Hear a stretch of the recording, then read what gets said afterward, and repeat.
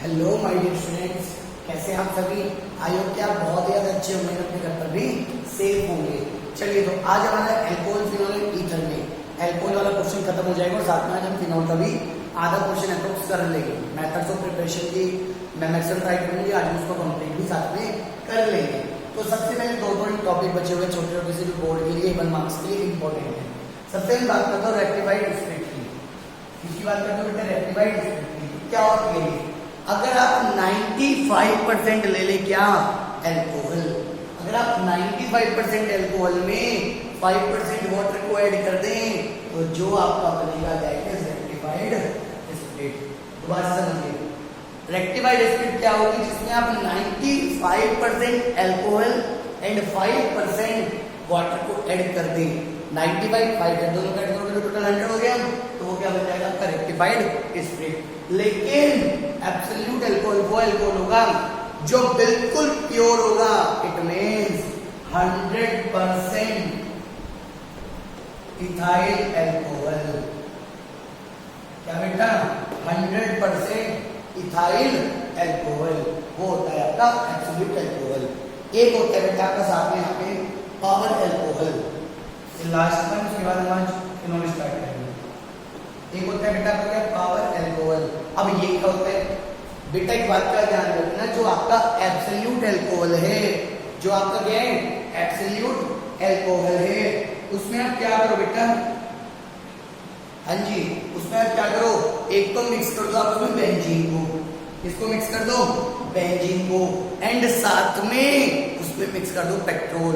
It means absolute alcohol के अंदर आप बेंजीन एंड पेट्रोल डाल दीजिए, तो जो आपका बनेगा उसको आप एज अ मोटर फ्यूल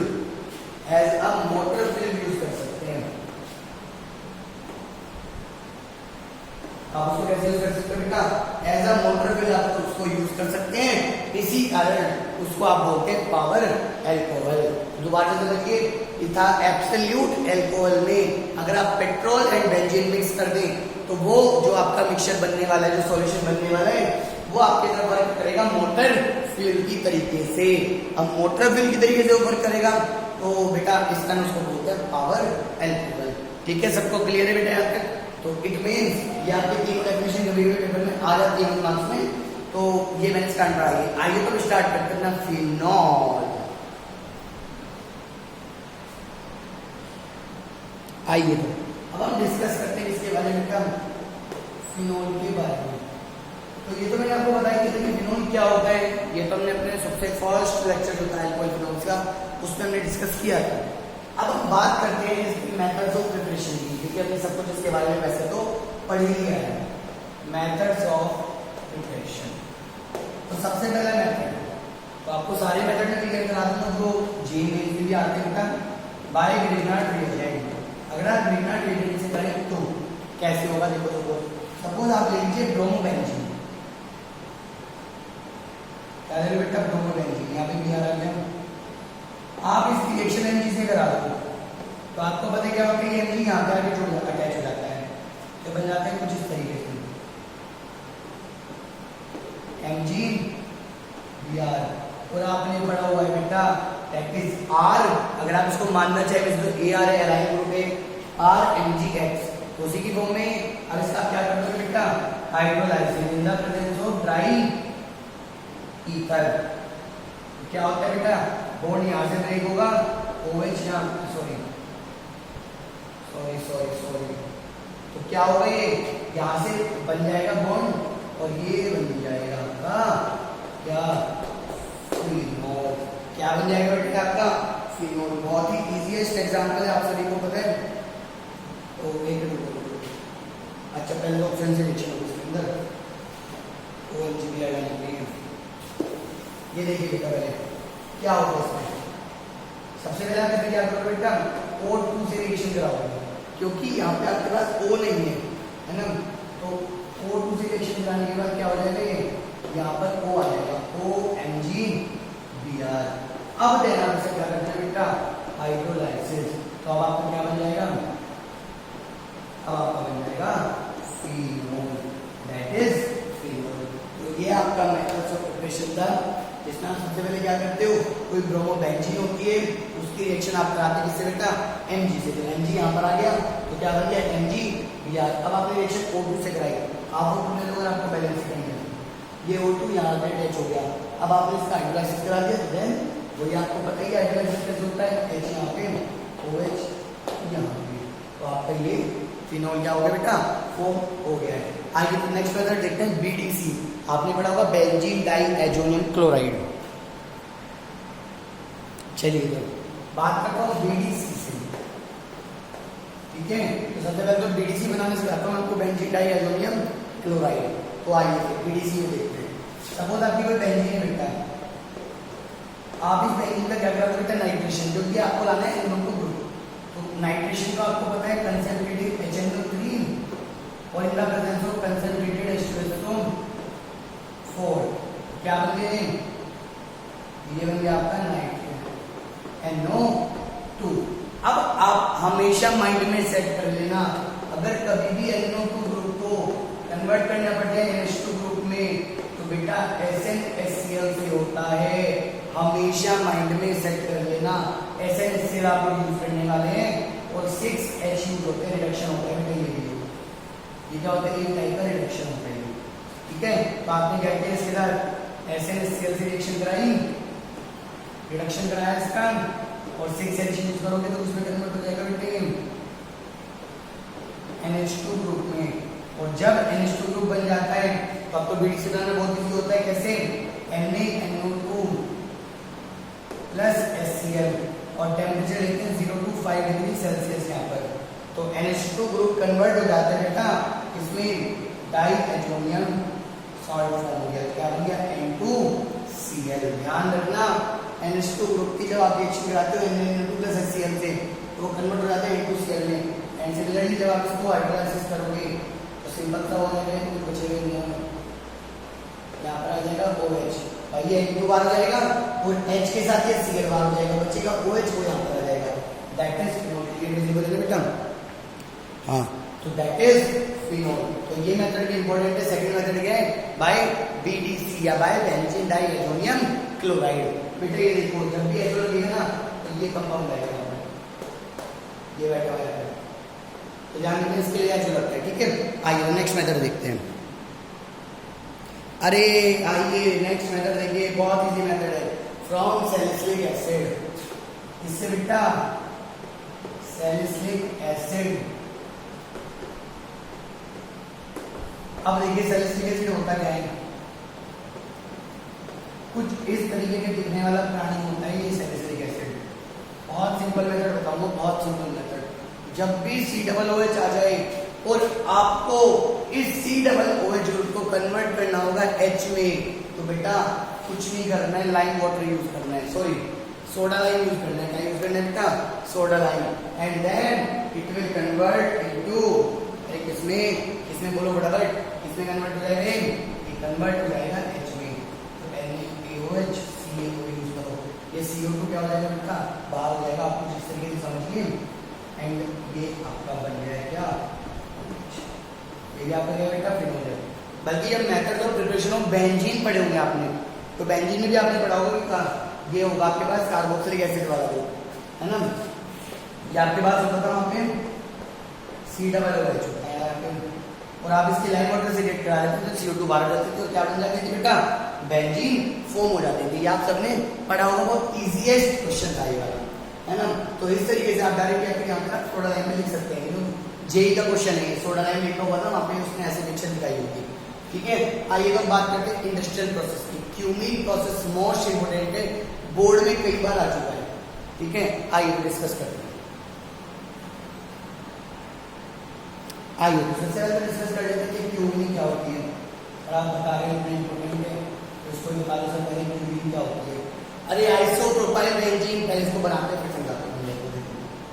या क्या बेटा बेंजीन है, इसकी रिएक्शन आप करते हो CH3 CH2 CH2 Cl से, तो क्या होगा बेटा, ये कार्बोकेटाइन फॉर्म होगा, यहाँ पर 1 डिग्री कार्बोकेटाइन मिलेगा यहाँ से, लेकिन हाइड्रोजन अपनी शक्ति कर लेगा तो 2 डिग्री कार्बोकेटाइन मिल जाएगा।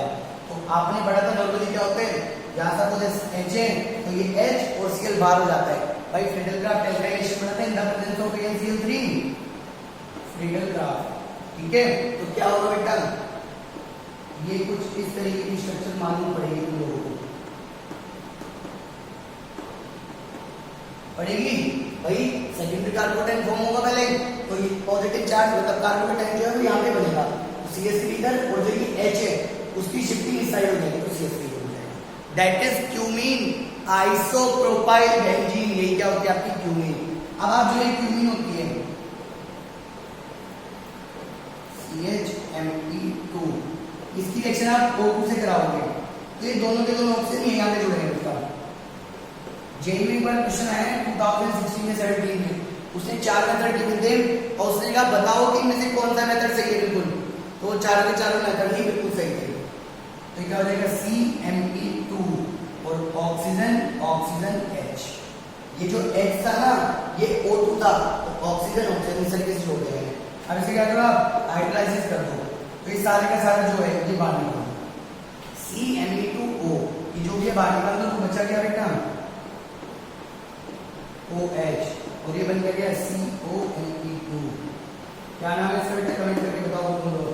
देख रहे हो क्यूमीन से क्या बन गया बेटा, फिनोल बन गया। ये मोस्ट इंपोर्टेंट इंडस्ट्रियल मेथड है, ध्यान रखना इसको। ठीक है, आइए नेक्स्ट मेथड की डिस्कस करते हैं, रैशिंग प्रोसेस के बारे में। आइए तो अब हम बात करते हैं किसकी बेटा, रैशिंग प्रोसेस की।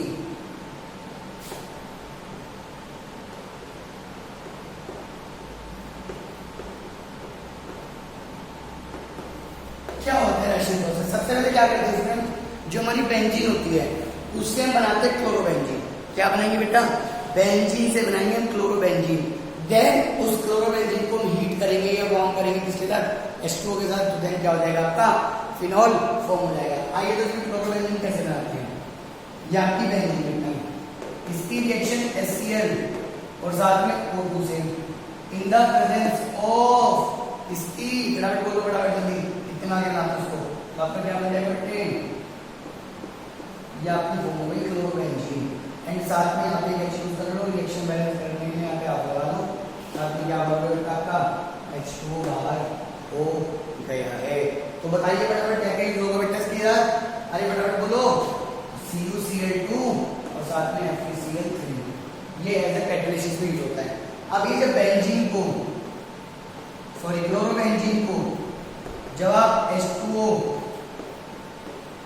वार्म कर रहे हो, टेम्परेचर यहाँ पे 250 डिग्री सेल्सियस, टेम्परेचर को ऐसे डिग्री, तो क्या होगा HCl बाहर जाएगा और क्या बन जाएंगे बेटे, ये बन गई आपकी फिनॉल।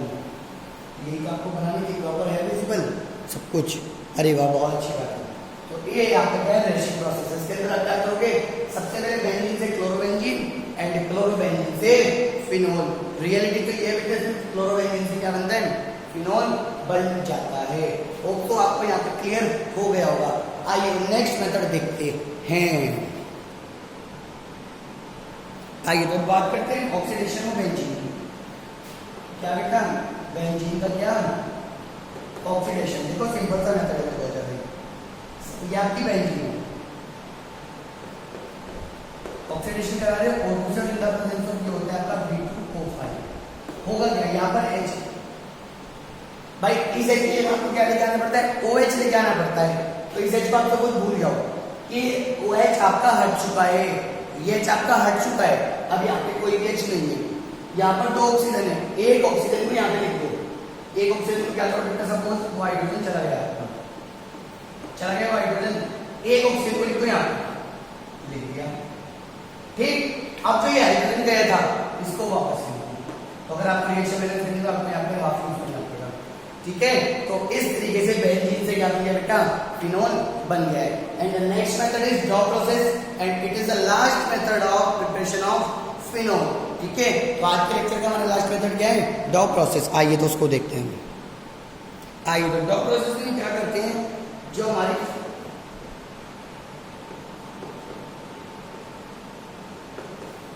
क्लोरोबेंजीन होती है उसकी रिएक्शन करा देते हैं बेटा NaOH से, तो क्या होगा देखो, आपके 2N यूज होते हैं और सी की जगह आ जाता है बेटा ONA प्लस जो एक ने बच्चा को किस फॉर्म में बांधा जाता है NaCl और साथ में एक पानी बांधा जाता है।